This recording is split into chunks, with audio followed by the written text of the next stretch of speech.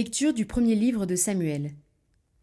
En ces jours-là, au retour de l'armée, lorsque David revint après avoir tué le Philistin, les femmes sortirent de toutes les villes d'Israël à la rencontre du roi Saül, pour chanter et danser au son des tambourins, des cris de joie et des cymbales.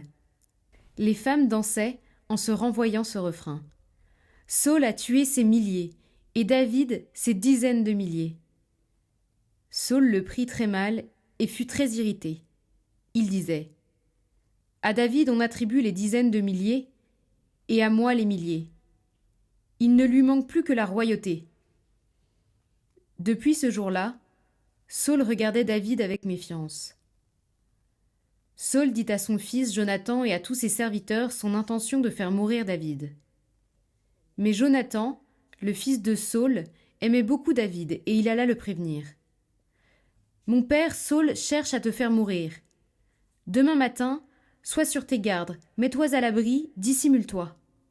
Moi, je sortirai et je me tiendrai à côté de mon père dans le champ où tu seras. Je parlerai de toi à mon père, je verrai ce qu'il en est, et je te le ferai savoir. Jonathan fit à son père Saül l'éloge de David. Il dit : que le roi ne commette pas de faute contre son serviteur David, car lui n'a commis aucune faute envers toi. Au contraire, ses exploits sont une très bonne chose pour toi. Il a risqué sa vie. Il a frappé à mort Goliath le Philistin. Et le Seigneur a donné une grande victoire à tout Israël. Tu l'as vu et tu en as été heureux. Pourquoi donc commettre une faute contre la vie d'un innocent en faisant mourir David sans motif ? Saül écouta Jonathan et fit ce serment. Par le Seigneur vivant, il ne sera pas mis à mort. Alors Jonathan appela David et lui répéta tout ce que le roi avait dit.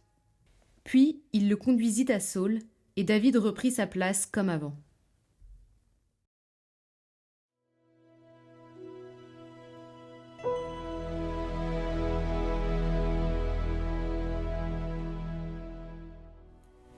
Sur Dieu je prends appui, plus rien ne me fait peur. Pitié, mon Dieu, des hommes s'acharnent contre moi. Tout le jour ils me combattent, ils me harcèlent. Ils s'acharnent, ils me guettent tout le jour.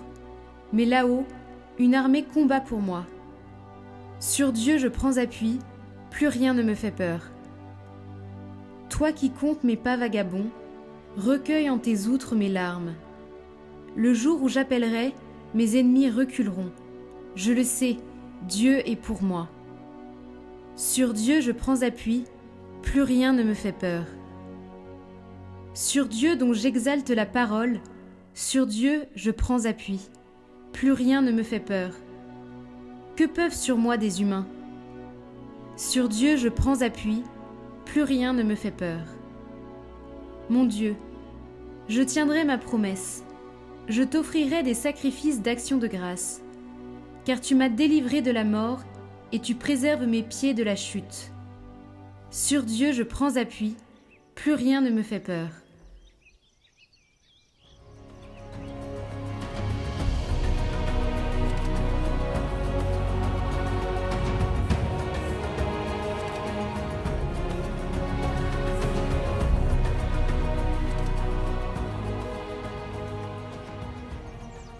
Évangile de Jésus-Christ selon saint Marc. En ce temps-là, Jésus se retira avec ses disciples près de la mer, et une grande multitude de gens, venus de la Galilée, le suivirent. De Judée, de Jérusalem, d'Idumée, de Transjordanie, et de la région de Tyr et de Sidon, vinrent aussi à lui une multitude de gens qui avaient entendu parler de ce qu'il faisait. Il dit à ses disciples de tenir une barque à sa disposition pour que la foule ne l'écrase pas, car il avait fait beaucoup de guérisons, si bien que tous ceux qui souffraient de quelque mal se précipitaient sur lui pour le toucher. Et lorsque les esprits impurs le voyaient, ils se jetaient à ses pieds et criaient : « Toi, tu es le Fils de Dieu !» Mais il leur défendait vivement de le faire connaître.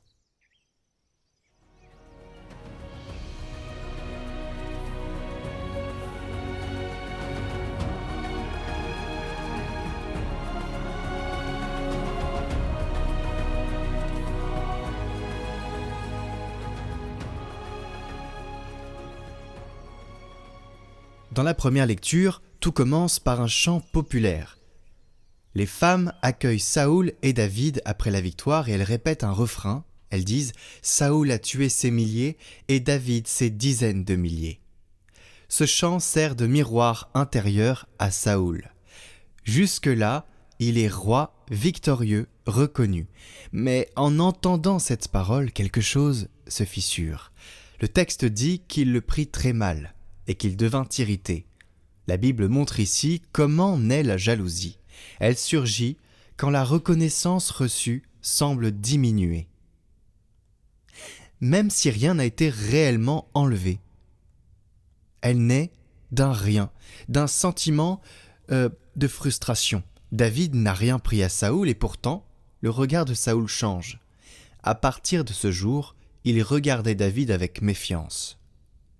Ce détail est décisif. Le péché commence rarement par un acte brutal.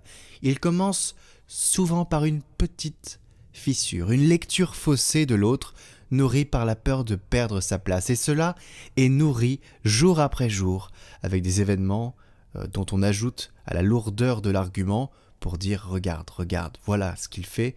Et cela vient à être gros et puis ça grossit et ça devient un péché. Voilà un combat intérieur, chers amis, un combat intérieur redoutable. Et il ne faut pas y céder.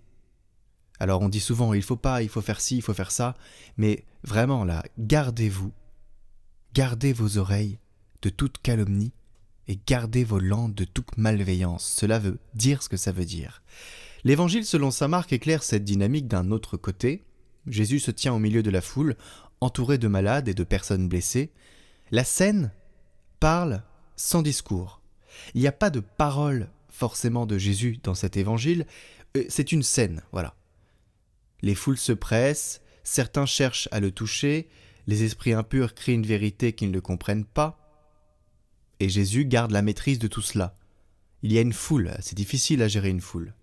Il faut préparer une barque pour ne pas être écrasé, il impose le silence à ceux qui parlent mal de lui, même quand leurs mots semblent justes. Cette scène révèle une loi spirituelle. Tout ce qui dit la vérité ne vient pas forcément d'un cœur juste.